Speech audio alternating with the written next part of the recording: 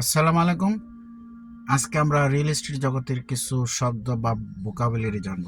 প্রথমটা হচ্ছে advance informed consent to dual agency, মানে ক্রেতা বিক্রেতা ভাড়াটিয়া মালিক সবাইকে আগেই জানাতে হবে আপনি যে দ্বৈত এজেন্সি করতেছেন এই একটা ট্রানজ্যাকশনে বা বিস্তারিত ইনফরমেশন এই ট্রানজ্যাকশনের ব্যাপারে।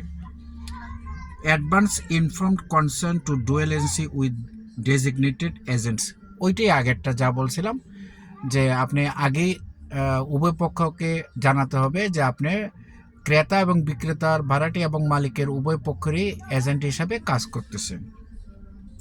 এজেন্সি ডিসক্লোজার ফর্ম, মানে এজেন্সি ডিসক্লোজার ফর্ম হচ্ছে গিয়া আপনি যে এজেন্সিতে কাজ করেন সেই এজেন্সি এই যে আপনি যে ট্রানজ্যাকশন করতেছেন এই ট্রানজ্যাকশনের কিভাবে আপনি করবেন এটার বিস্তারিত ব্যাখ্যা।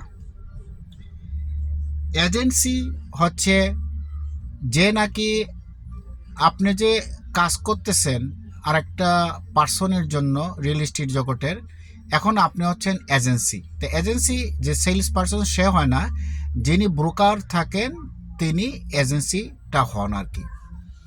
আর হইলো ব্রোকারেজ মানে হচ্ছে গিয়া যিনি ব্রোকার হিসাবে কাজ করেন তাকে ব্রোকার বলে, আর ব্রোকার যে কাজটা করে সেটার নাম ব্রোকারেজ।